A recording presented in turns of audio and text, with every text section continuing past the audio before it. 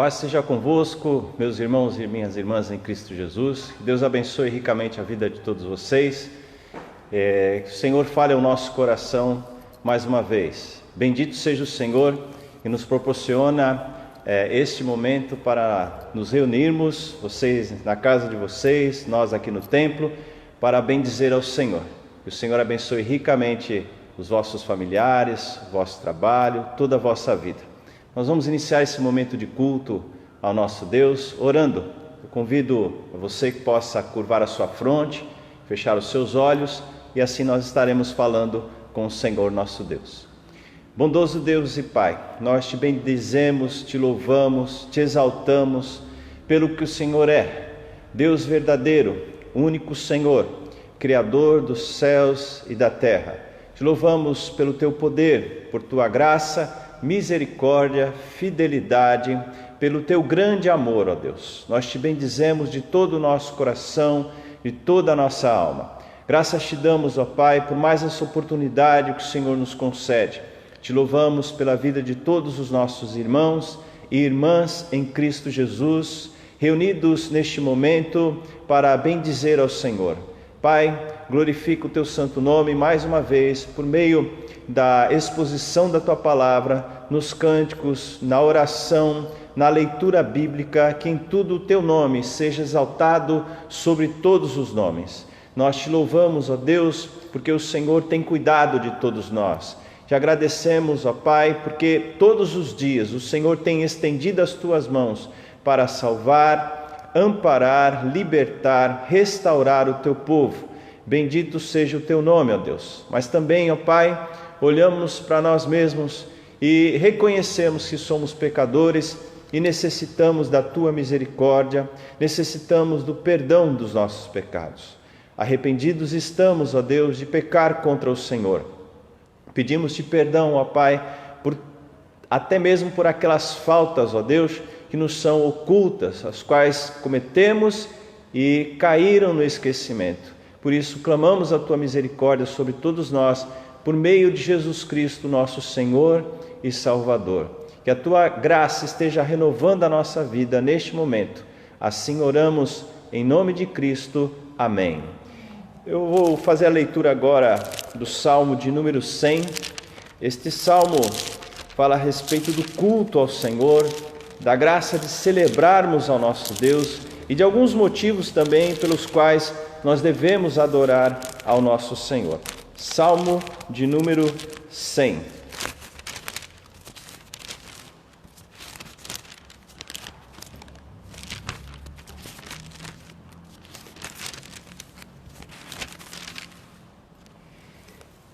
Celebrai com júbilo ao Senhor todas as terras, servi ao Senhor com alegria, apresentai-vos diante dele com cântico. Sabei que o Senhor é Deus, foi Ele quem nos fez e dele somos. Somos o seu povo e rebanho do seu pastoreio. Entrai por suas portas com ações de graças e nos seus átrios com hinos de louvor.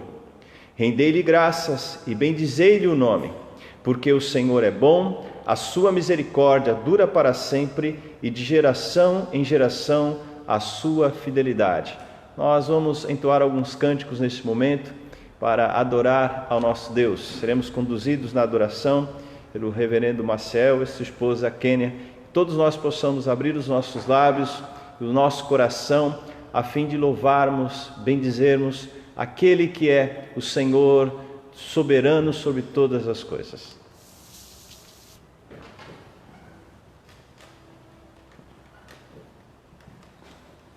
Deus abençoe a todos que nos ouvem. Vamos glorificar o nome do Senhor, exaltar aquele que vive e reina para todo sempre. Bom estarmos aqui louvando a Deus, podendo exaltar seu santo nome. Tempo para isso, tempo para louvarmos a Deus, num só amor, num só Espírito. Tempo para isso.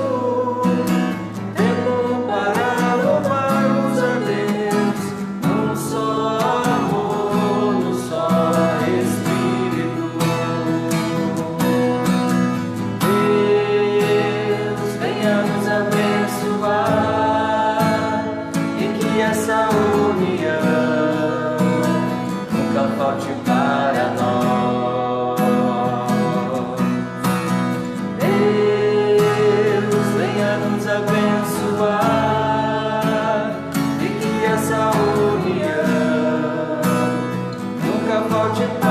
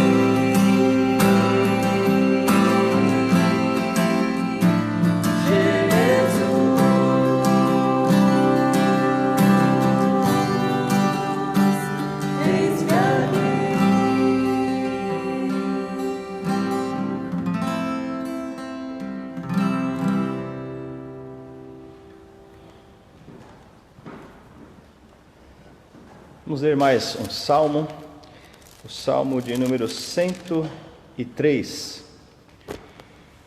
Depois nós vamos entoar mais um cântico, que é Rendei graças ao Senhor, porque Ele é bom, porque a sua misericórdia dura para sempre.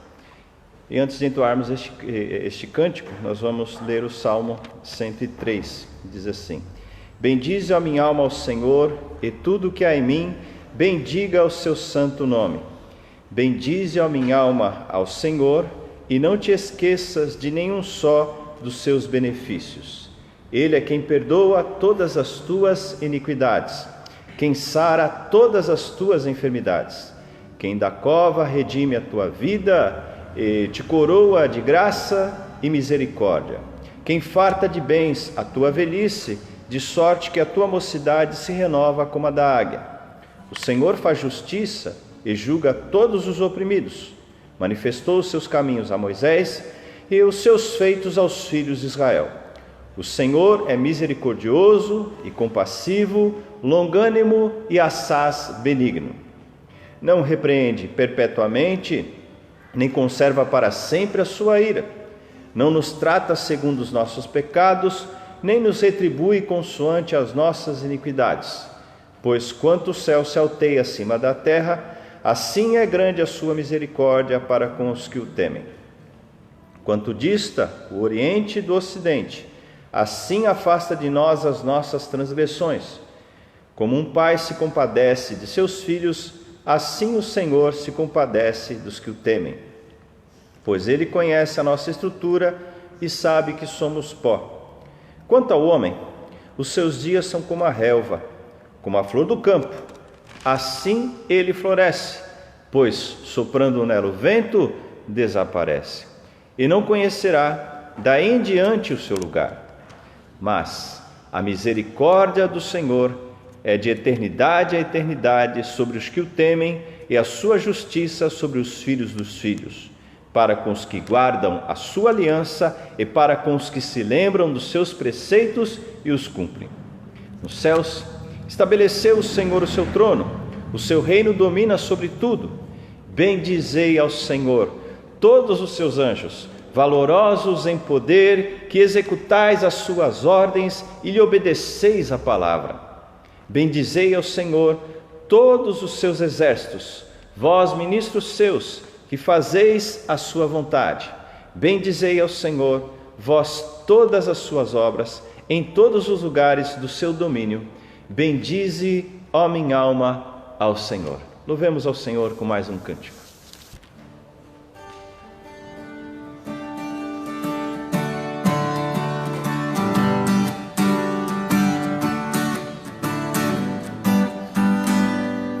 Rendei graças ao Senhor, porque Ele é bom.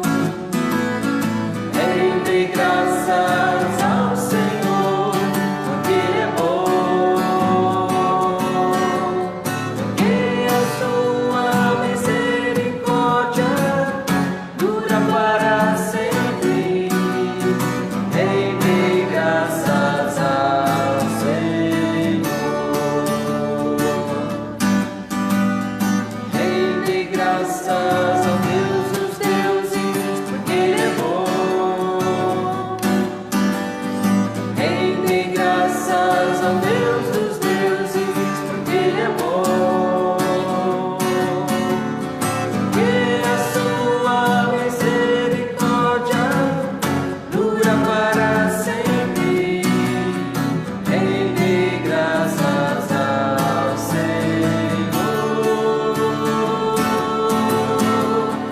Que a sua misericórdia dura para sempre.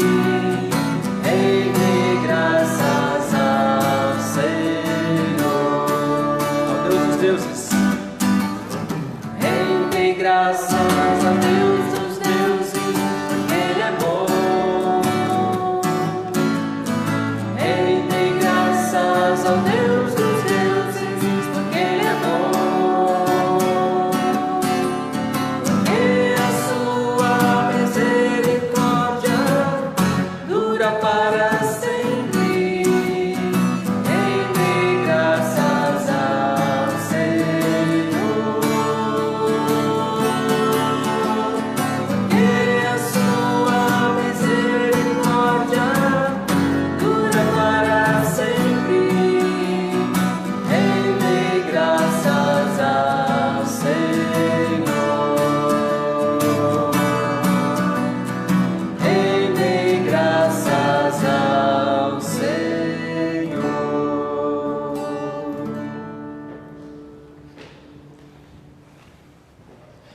Nós vamos orar mais uma vez.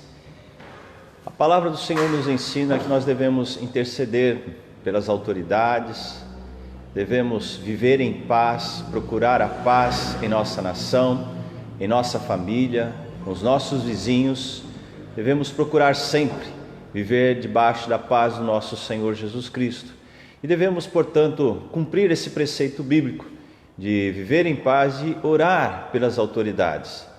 É muito fácil criticar, tecer algum comentário. Podemos até criticar, tecer algum comentário, mas acima de tudo devemos ser prudentes e sempre levar a Deus a nossa oração, a nossa petição, clamando ao Senhor a sua misericórdia. O reverendo Marcel, nesse momento, vai orar por nós e interceder por nosso país.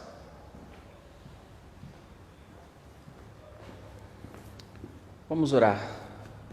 Senhor, nós te glorificamos e adentramos a tua presença mais uma vez, ó Pai, desta vez exercendo o ministério da intercessão que o Senhor nos dá através de Jesus Cristo, que é o verdadeiro intercessor da igreja, o único mediador. Nós nos aproximamos do trono da graça, ó Pai, para pedimos ao Senhor porque sabemos que só o Senhor, ó Deus, pode resolver todas as questões, especialmente neste momento tão grave, tão difícil, tão confuso que nós estamos atravessando no nosso país e no mundo todo. Ó bendito Salvador, colocamos diante da tua presença, diante do Senhor, o presidente da República, todo o poder executivo, os governadores, os prefeitos. Colocamos diante de ti o poder judiciário, a Suprema Corte de nosso país, os outros juízes também que exercem a sua jurisdição. Colocamos diante de ti a Câmara, o poder legislativo. Ó bendito Salvador, sabemos que todas estas bênçãos do sistema democrático, tudo isso só fez sentido e só faz sentido porque houve influência da tua palavra, que fez com que todo este modelo fosse usado para a glória do teu nome, quando regido por uma moral bíblica. Mas o que estamos vendo em nossos dias é uma verdadeira confusão. Ó Pai, de fato, nós não temos o conhecimento nem inicial daquilo que está acontecendo. E é por isso, mais ainda, que nós nos prostramos diante do Senhor, ó Pai, pedindo a tua misericórdia. Tem misericórdia da nossa nação. Nós pedimos a Deus pelas vidas que estão sendo ceifadas por essa enfermidade, por esse vírus, o coronavírus, mas também pedimos pelas outras vidas, ó Pai, que continuam sendo ceifadas, homicídios, câncer e tantas outras doenças que em número superam em muito os casos de coronavírus, de morte por coronavírus. Nós intercedemos por todos estes casos, porque toda morte é terrível, é lamentável. Nós intercedemos por aqueles profissionais da saúde que arriscam suas vidas e pelos outros profissionais também, todos eles têm o seu valor. Nós intercedemos, ó Pai, Pai querido, por essa crise econômica que está começando e que tudo indica que vai piorar. Tenha misericórdia, Senhor, das pessoas que já estão passando necessidade. Continua dando condições para que a tua igreja ajude essas pessoas. Pai querido, os pais de família, mães que cuidam de seus filhos e já estão passando por condições terríveis, ó Pai, nós pedimos que o Senhor adentre a estes lugares, levantando pessoas que tenham condições para ajudar. Tem misericórdia de nós, Senhor. Nós pedimos também por essa crise ideológica política. Sabemos que somente o Evangelho é a visão verdadeira de mundo. Por isso nós pedimos, ó Deus, que esta visão genuína e verdadeira invada os corações das pessoas. Que, por um momento, as pessoas se esqueçam do partidarismo político e possam pensar no Evangelho. Nós intercedemos também pela tua igreja. A tua igreja que é essencial para a sociedade, pois foi através da instrumentação da tua igreja que o Senhor colocou valores tão preciosos no Ocidente, como o valor à vida. E realmente, Senhor, Se hoje as pessoas estão lutando para que pessoas não morram, é porque a tua igreja enfatizou que a vida humana é preciosa porque foi criada à imagem e semelhança do Senhor. Por isso a igreja é tão essencial em sua mensagem, para que haja um enxergar real daquilo que está acontecendo. Ó Deus, nós intercedemos por todas essas esferas, por todas essas classes de pessoas, pelo nosso país de um modo geral, pelos missionários.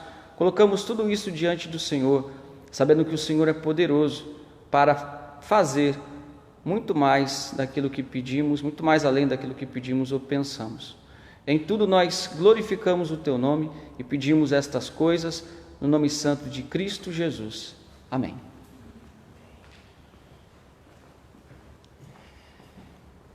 Chegamos a um momento tão oportuno e precioso da meditação na palavra do Senhor nosso Deus. Eu convido a você a abrir a sua Bíblia na carta escrita pelo apóstolo Paulo aos Romanos, no capítulo 1. Romanos, capítulo 1.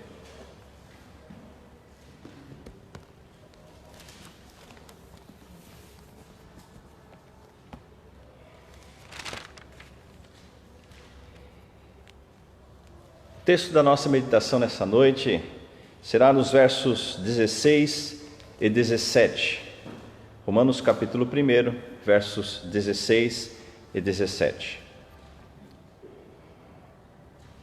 Diz assim o texto: pois não me envergonho do Evangelho, porque é o poder de Deus para a salvação de todo aquele que crê, primeiro do judeu e também do grego, visto que a justiça de Deus se revela no Evangelho de fé em fé, como está escrito: o justo viverá pela fé. Nesses dias de grande tribulação, onde é necessário tomarmos várias decisões, nós precisamos ser instruídos, ter alguém que possa de fato guiar-nos em meio às tempestades e assim conduzir-nos em segurança. Porém, o que nós percebemos em nossa sociedade é uma briga de poder, onde alguém se levanta tentando mostrar a solução para a sociedade, a solução para o problema, e assim nós temos muitas vozes e ficamos, portanto, não poucas vezes, tendenciosos a seguir uma, outra, em detrimento de alguma outra opinião. O ser humano ele está sempre procurando poder, porque quando falamos a respeito de poder, essa palavra poder traz em si a possibilidade de realizar algo com êxito. Falamos de poder também no sentido de autoridade, daquele que tem autoridade para mandar, para solucionar e assim fazer e executar também. Podemos falar a respeito de poder tentando enxergar por diversas óticas essa questão do poder. Mas o fato é que nenhum ser humano possui poder absoluto na totalidade do seu ser e para fazer todas as coisas. Quando falamos a respeito do nosso Deus, o nosso Deus sim, Ele é poderoso. Deus ele não depende de uma fonte primária para executar algo. Nós vemos isso em Gênesis, no capítulo 1, na expressão: e disse Deus, haja luz. E ocorreu a luz a partir do nada. E assim foi toda a criação. E em outras vezes nós também vemos Deus executando o seu poder na vida dos seus servos, como na vida de Abraão, chamando Abraão e fazendo Abraão um homem já muito idoso, não podendo mais gerar filhos, nem ele nem sua esposa. E Deus então, utilizando o seu poder, criando vida, concedendo ao nosso irmão Abraão a paternidade aos 100 anos de idade. E assim a Bíblia está cheia de relatos a respeito do poder de Deus. Nós vemos isso em Jesus Cristo também, quando ele vai para ressuscitar Lázaro, e as pessoas dizem assim: olha, mas ele já está morto há alguns dias, cheira mal, Senhor. Isso é impossível ao ser humano. Mas Jesus Cristo disse: olha, tudo é possível ao que crê. Possível não por causa daquele que crê, mas possível por causa daquele que realiza todas as coisas segundo a sua vontade, segundo o seu querer, segundo o seu ser. Porque o poder é algo proveniente de Deus, é dele. Ele sim é detentor de todo o poder, ele sim é poderoso para executar todas as coisas. E portanto Deus é a autoridade suprema e Deus tem o poder para atuar em todos os âmbitos da sociedade. Deus levou então nosso irmão, o apóstolo Paulo, e nesta ocasião estava na cidade de Corinto, a escrever esta carta aos nossos irmãos que estavam em Roma. Ninguém sabe verdadeiramente como iniciou a igreja em Roma, quem foi o primeiro cristão a chegar em Roma e ali iniciar o trabalho. Nós temos várias teorias em relação a isso, mas o fato é que o trabalho iniciou na cidade de Roma, lá no primeiro século, através do poder de Deus. Deus usando o seu Filho para ali levar a mensagem de salvação a todas as pessoas. Quando olhamos ao nosso texto, nós percebemos então que Deus colocou no coração de Paulo, a fim de que ele escrevesse aos nossos irmãos em Roma a respeito de Deus, mostrando a eles que existe um Deus verdadeiro, um Deus que é poderoso para atuar em todas as áreas, em todos os seres humanos, em todas as suas criaturas e em todo o universo também. Nessa altura da carta, Paulo apresenta o Evangelho, dizendo o seguinte: pois não me envergonho do Evangelho de Deus, porque é poder de Deus.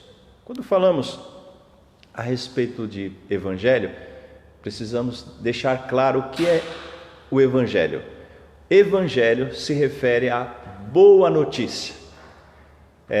O texto de Lucas, capítulo 2, verso 10, é o primeiro a utilizar essa palavra, essa expressão no Novo Testamento. Ele não utiliza a palavra grega evangelho, mas ele utiliza o sentido, a tradução dessa palavra, que é o seguinte: quando o anjo aparece aos pastores que estavam no campo, o anjo disse então aos pastores: não temais, eis aqui vos trago boa nova de grande alegria, que será para todo o povo. Qual era essa boa nova que o anjo estava ali anunciando aos pastores? O nascimento de Jesus Cristo.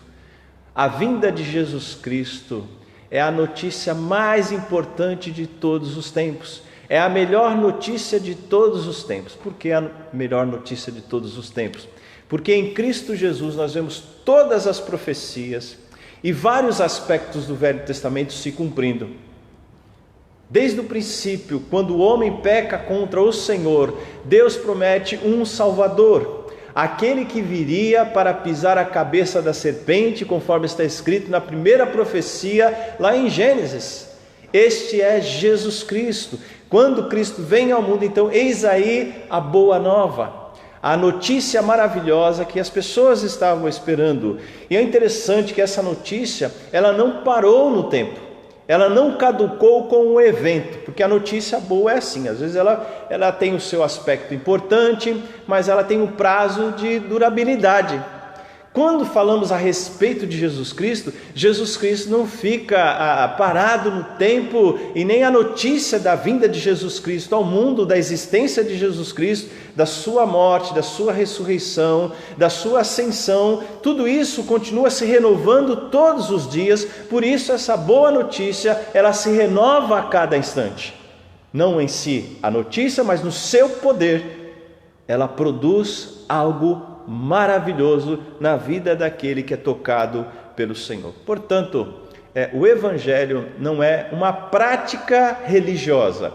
O Evangelho não é uma mensagem pregada por um pregador. Pode até conter algumas características, alguns aspectos, mas o Evangelho é Jesus Cristo.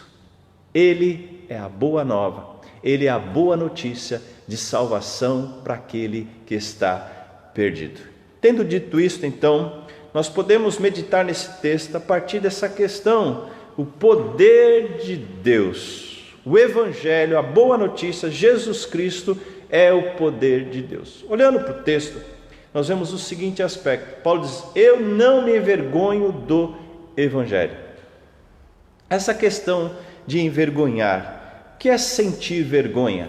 A vergonha, ela surge quando algo é diminuído. Quando a estima é diminuída, surge a vergonha. Quando a afirmação da pessoa é subjugada por outra, surge a vergonha. Quando perdemos uma oportunidade, vem a vergonha. Podemos ver isso em vários aspectos da nossa vida, onde às vezes nós nos envergonhamos. Quando falamos a respeito do Evangelho, quando nós não conseguimos compreender a mensagem do Evangelho e ele diminui em nossa vida, nós crescemos em nosso ser, estamos nos envergonhando do Evangelho. Vou explicar isso de uma maneira melhor. Pedro é o grande exemplo de alguém que se envergonhou. Ele foi avisado por Cristo, ele iria negar a Cristo, ele não acreditou, ou seja, ele não crê na palavra de Cristo, mas crê em si mesmo. A partir daí já começa a vergonha de Pedro, porque ele deixa de acreditar em Cristo. Consequência desse ato de Pedro, pode ter ocorrido até no subconsciente dele, mas ocorreu, quando Cristo é preso, ele é levado aonde Jesus Cristo estava, e ali ele nega Cristo 3 vezes. Ou seja, ele se envergonhou de Cristo, porque não confiou na palavra de Cristo. Pedro se sentiu então envergonhado, tanto é que ele sai, após haver negado Jesus Cristo, para chorar. Ele se sentiu tão envergonhado, tão manchado, e aí a questão da mancha, né? Eu cometi um erro, aí vem a vergonha. Quando Jesus ressuscita e vai até onde Pedro estava, Pedro não conseguia olhar para Jesus. Pedro estava ainda com vergonha de Jesus Cristo, porque ele falhou, ele caiu, ele sucumbiu e não conseguiu então permanecer firme na sua fé em Jesus Cristo. Cristo foi então e restaurou a Pedro. Mas essa não foi a última vez que Pedro se envergonhou. Nós vemos em Gálatas, Paulo narrando, em certa ocasião, quando Pedro estava comendo com alguns judeus da parte de Tiago, que era irmão de Jesus, e Paulo estava no mesmo ambiente, e dali chegaram alguns cristãos que não eram judeus, mas provinham dos gentios. Pedro então, que estava ali, melhor dizendo, estava comendo com os gentios. Quando chegam os judeus, essa é a história verdadeira, quando chegam os judeus, Pedro ele se envergonha de estar comendo com os gentios, se levanta com medo daquilo que os judeus iriam falar. Olha a vergonha aí. Mais uma vez o nosso irmão, ele se envergonha. Isso pode acontecer conosco também. Quando o Evangelho não é suficiente para sustentar a nossa vida, nós acabamos procurando recursos em outros lugares, procurando salvação em outros lugares, em outros seres, em outros pensamentos. Paulo foi convertido por Deus e ele aprendeu a confiar em Cristo em toda e qualquer situação. E ele mesmo diz em outro lugar que o meu Senhor é poderoso para me levar até o final, para me guardar até o final. Isso ele aprendeu a duras penas, porque Paulo também não era perfeito, mas ele aprendeu a confiar em Deus. É nesse sentido que Paulo escreve aqui: eu não me envergonho do Evangelho, eu confio no poder de Deus, eu confio na graça de Deus, porque na verdade é Cristo quem nos salva, é Cristo quem nos liberta das nossas vergonhas. E nisso nós vemos o poder de Deus. Deus, por meio de Cristo, veio para salvar o homem da sua vergonha. Qual é a maior vergonha do ser humano? O pecado. O pecado, ele causa uma vergonha gigante no ser humano. Nós podemos encontrar na narrativa de Gênesis, quando o homem pecou, ele teve vergonha de Deus, ele se escondeu de Deus, e o pecado faz isso conosco. Porém, o Evangelho, sendo o poder de Deus, ele acaba com essa vergonha e nos salva dessa vergonha, salva dos nossos pecados e nos faz, portanto, sair dessa zona de trevas, nós estamos longe de Deus e nos faz, portanto, ingressar na graça do Senhor por meio de Jesus Cristo. Tem um versículo em Eclesiastes, capítulo 7, verso 29, o qual diz o seguinte: que Deus fez o homem reto, mas o homem se meteu em muitas astúcias. Ou seja, astúcias. O homem acha que pode viver sem Deus, e nisto o ser humano cai em vergonha.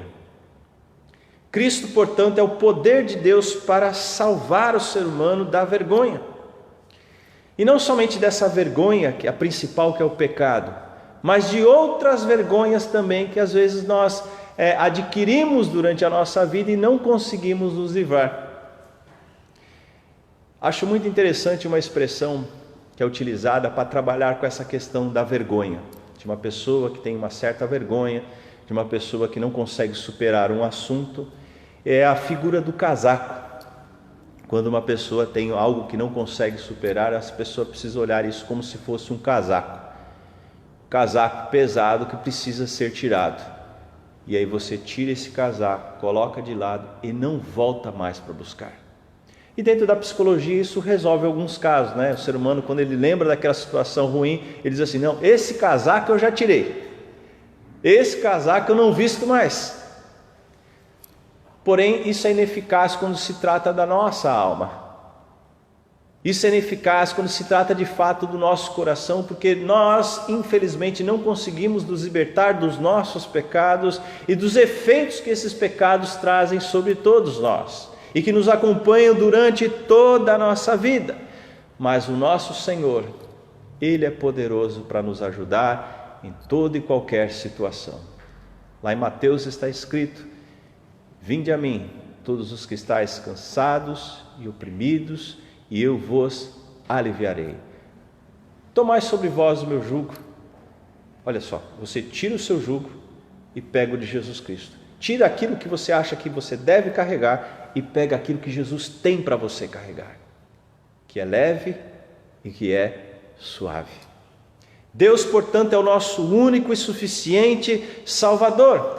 Deus é o nosso Salvador no sentido espiritual, salvando a nossa alma da condenação eterna. É o nosso Salvador presente, como nós podemos ver na vida de todos os nossos irmãos e irmãs em Cristo Jesus citados na Bíblia. Como falamos a respeito de Abraão, Deus sustentou Abraão, salvou Abraão em diversas situações por toda a sua vida. Podemos citar o caso de Sansão também, que se rebelou contra o Senhor, vivendo a sua maneira, a sua moda, e se esquecendo da graça de Deus, do pacto com o Senhor, mas Deus lá no último momento o salvou. O Evangelho é poder de Deus, porque nos livra da vergonha presente e da vergonha eterna. O Evangelho é poder de Deus porque nos salva eternamente e nos salva ocasionalmente também.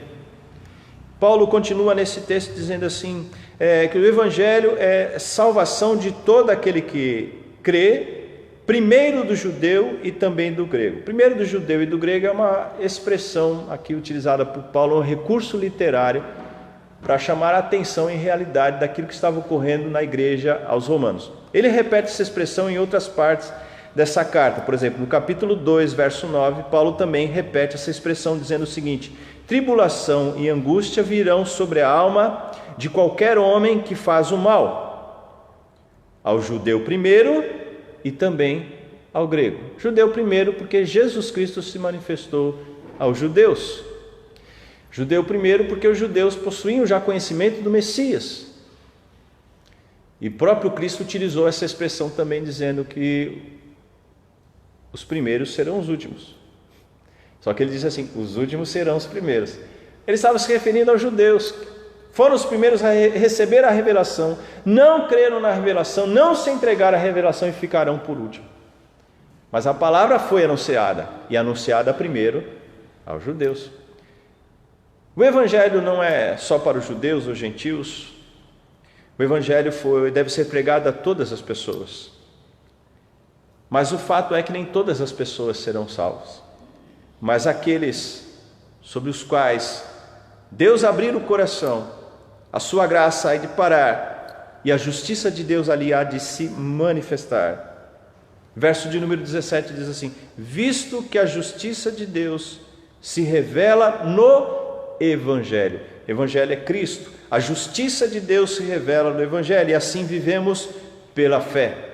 Aqui o apóstolo Paulo cita o texto de Abacuque e traz justamente essa questão do povo judeu, o qual deveria crer em Deus. Eles estavam passando por uma crise imensa em vários setores da sociedade e eles precisavam voltar a atenção para Deus, o coração para Deus, se arrepender dos seus pecados, para assim conseguir vencer aquelas condições adversas.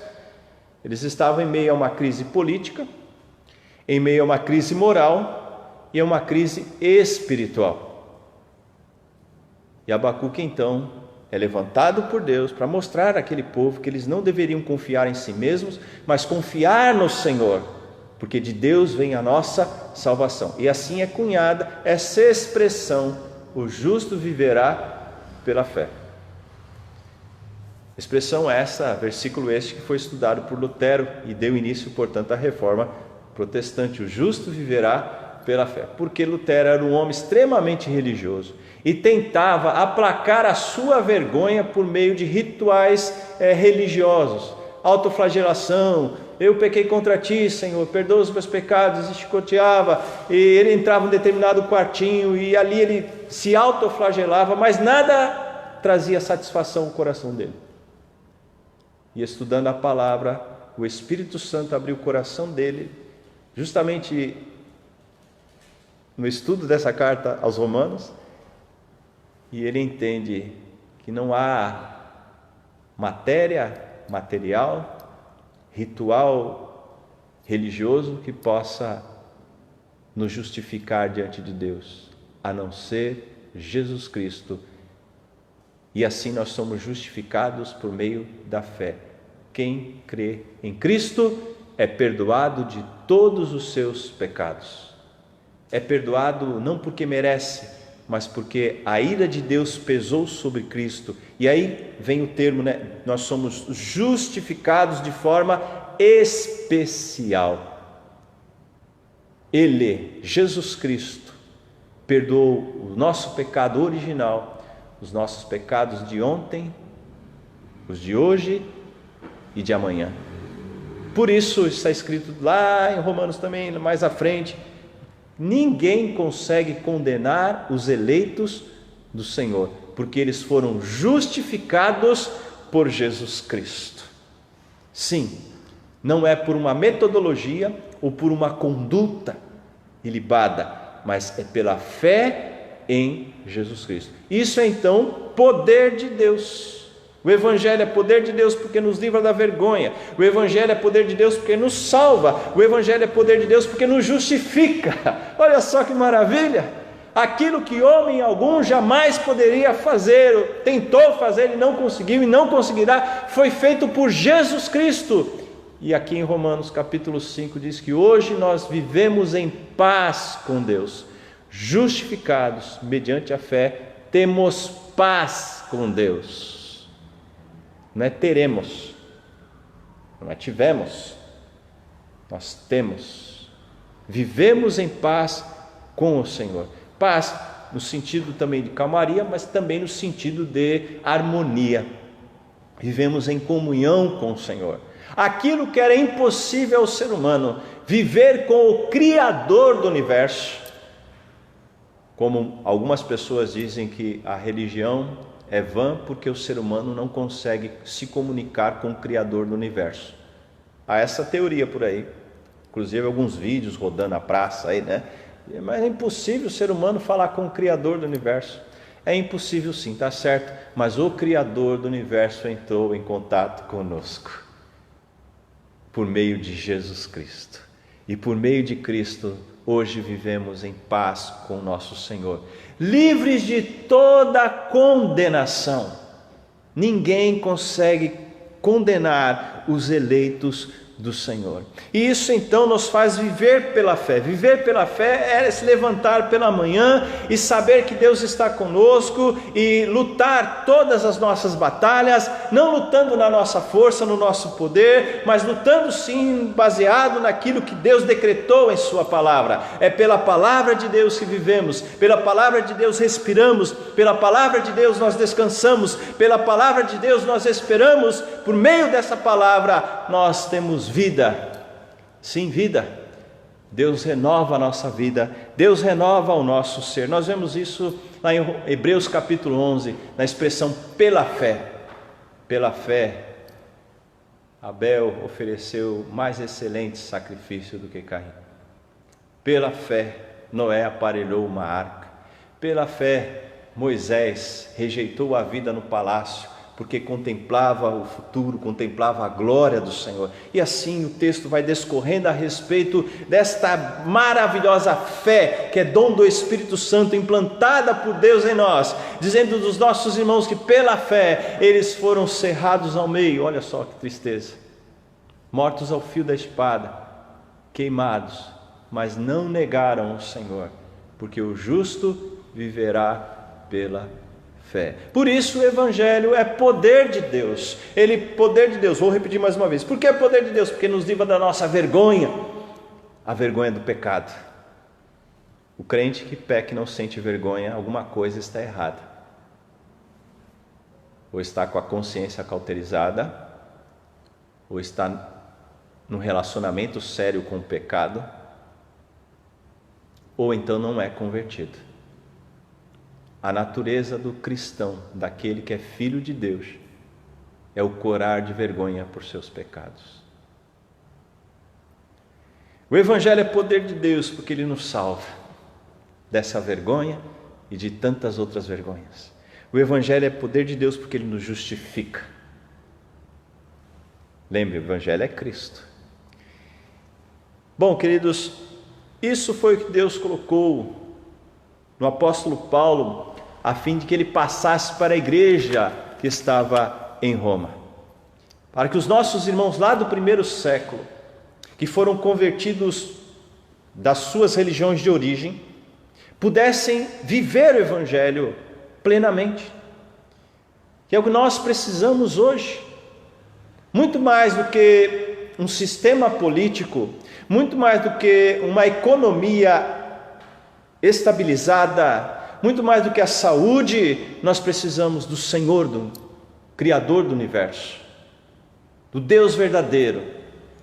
Isso é possível viver com esse Senhor por meio de Jesus Cristo. Cristo é o poder de Deus, Cristo é a manifestação da glória de Deus, Cristo é a oportunidade que Deus concede ao pecador.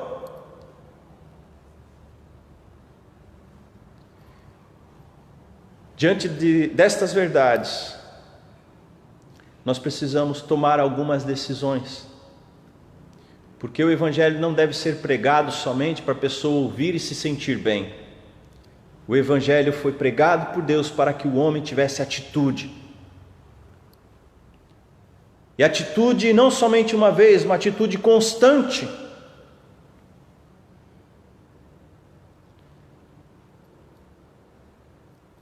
Eu destaco essa questão de vivermos pela fé. Crer somente em Cristo se faz necessário durante toda a nossa vida. Somos desafiados como filhos de Deus sempre. Vivemos numa época intensa no que se diz respeito ao sincretismo. Sincretismo significa fusão, e não se refere somente à questão evangélica. O sincretismo faz parte do ser humano, do seu desenvolvimento, mas quando falamos a respeito do Evangelho, nós não podemos ser sincretistas, ou seja, pegar outros valores e aplicar a nossa fé. Isso tem sido feito, isso tem ocorrido no meio cristão há muito tempo. E aos poucos a igreja se tornou uma igreja sincretista. Vemos isso na questão do copo de água, do óleo para ungir a pessoa, do sal, da oração poderosa. Vemos isso através do culto à personalidade e tantas outras questões que não vale a pena aqui ficar citando. E fez com que a igreja de Cristo ficasse refém do próprio ser humano, de doutrinas demoníacas, e passasse então a exercitar uma fé doentia. Uma fé doentia porque ela não é baseada em Cristo, nos seus preceitos e nos seus valores. Por isso encontramos cristãos que não se envergonham dos seus pecados, cristãos que não têm o ministério de conversa com Deus, que é a oração, e não têm prazer em falar com o Senhor, cristãos até que tentam orar e ali 5 minutos já parece que é uma eternidade para ele. Sendo quando nós gostamos de alguém, nós passamos horas conversando com essa pessoa e não percebemos o tempo. E com Deus, o qual nós devemos amar, 5 minutos parece uma eternidade. Se isso ocorre é porque essa pessoa tem alguma coisa errada em sua vida. Falar com Deus é o melhor remédio para a alma. Orar é o maior benefício que nós podemos receber em todo o mundo. Precisamos, na verdade, então, deixar aquilo que às vezes estamos trazendo em nossa bagagem, que não acrescenta valores concretos e absolutos à nossa vida. Precisamos voltar ao princípio de tudo, da fé pura e simples em Cristo Jesus.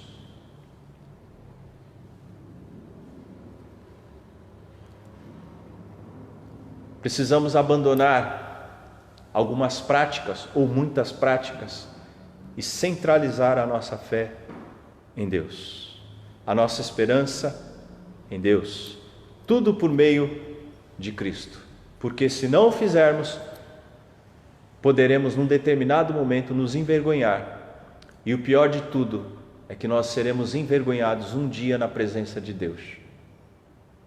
Quando comparecermos diante do tribunal do Senhor, nós iremos ouvir 2 frases. Primeira, para aqueles que viveram com Cristo: vinde benditos de meu Pai. Para aqueles que viveram para si mesmos, a frase será: não vos conheço, apartai-vos de mim. Que vergonha será naquele dia para muitas pessoas que se diziam evangélicas, pastores, mestres, músicos, membros de igreja, conhecedores da Bíblia, mas que de fato nunca tiveram uma experiência genuína com o Senhor. Foram criados em famílias evangélicas, aprenderam os preceitos evangélicos, mas não nasceram de novo.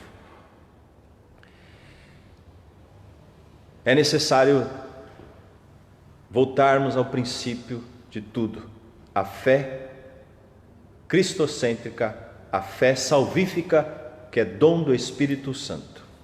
Outra questão que eu quero deixar para nossa edificação é que, se de fato nós estamos em Cristo Jesus, se o nosso coração foi tocado por esse evangelho de poder, nós precisamos renovar a nossa vida no Senhor.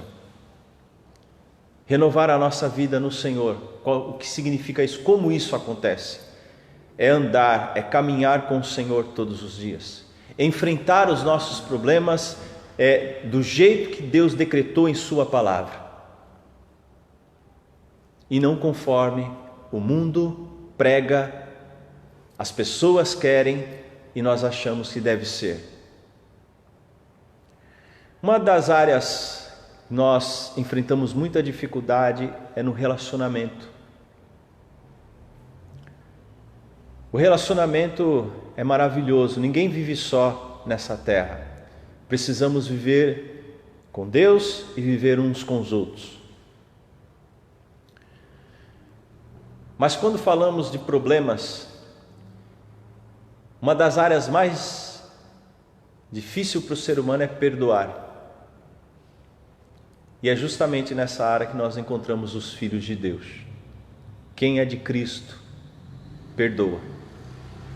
Quem é de Cristo vive o perdão.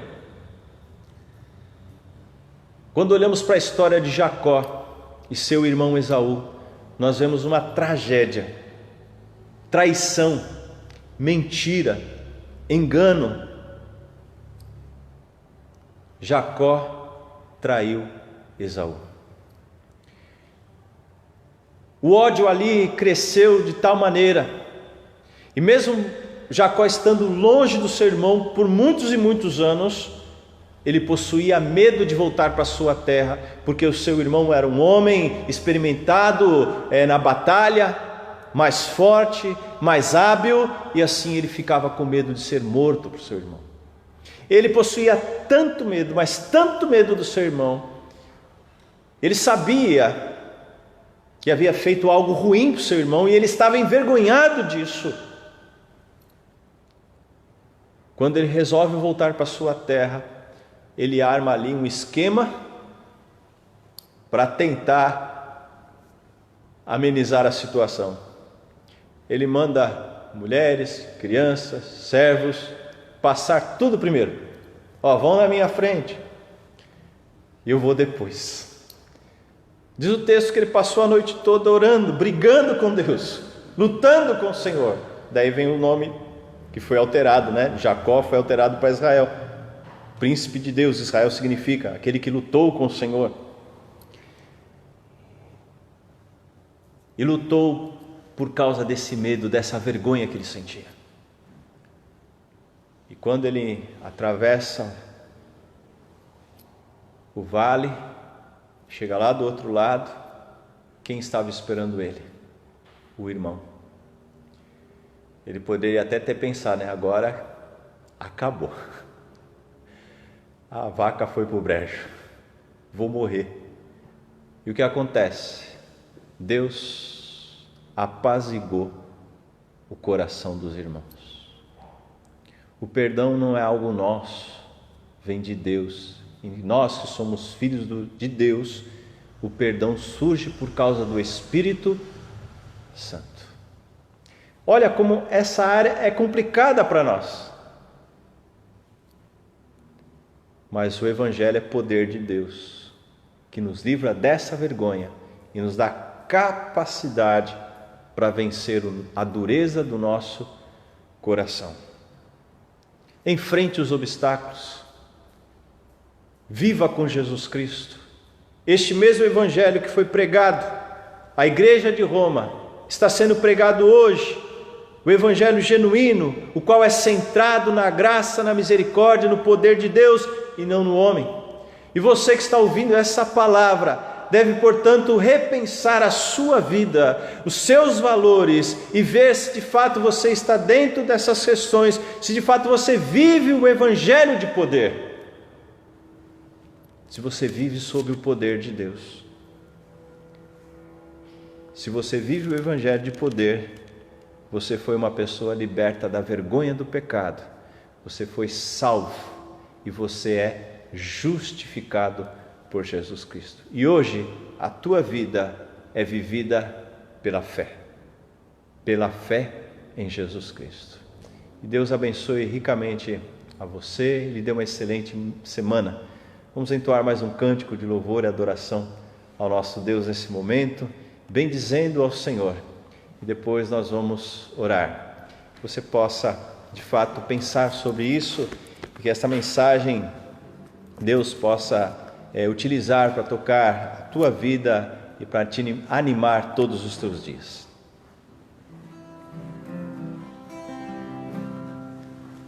Vamos entoar um cântico ao Senhor, o hino de número 108, nosso inário. Se você estiver aí com o inário próximo de você, acesse o inário no hino de número 108.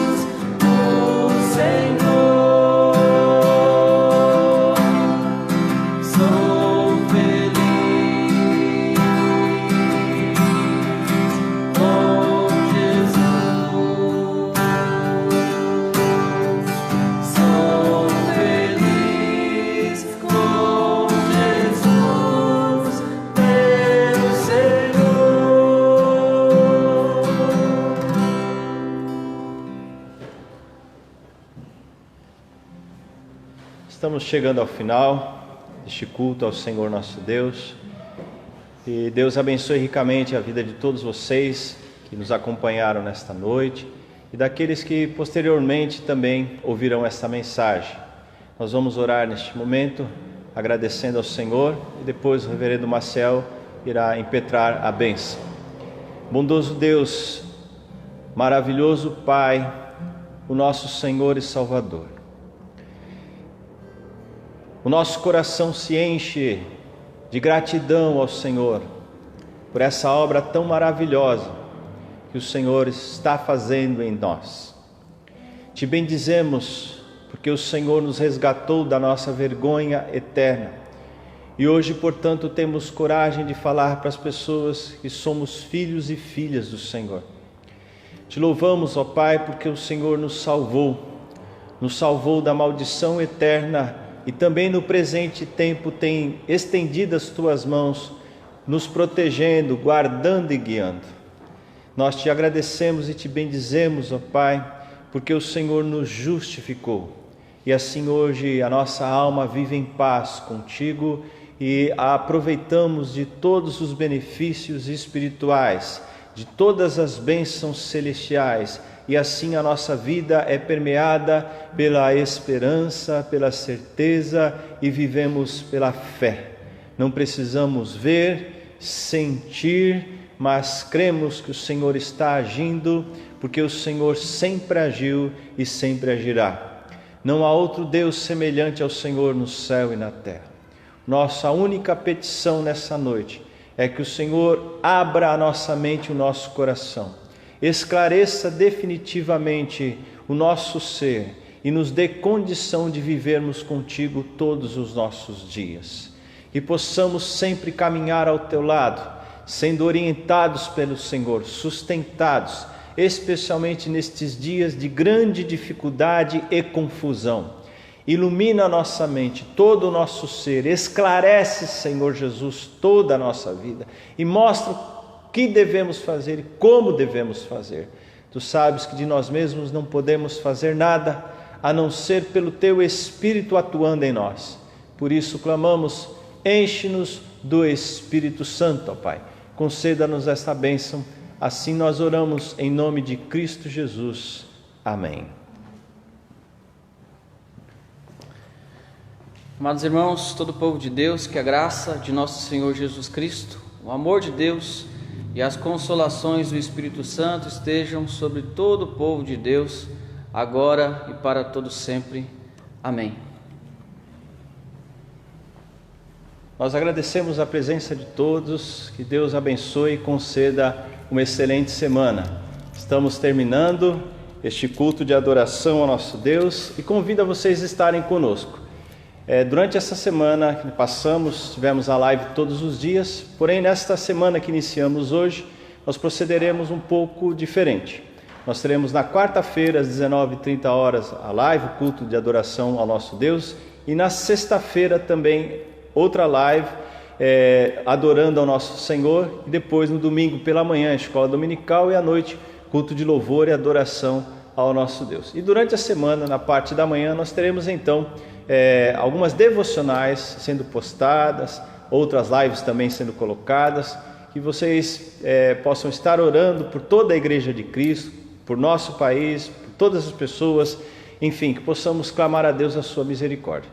Que Deus abençoe a vida de vocês. Até outro dia, se Deus quiser.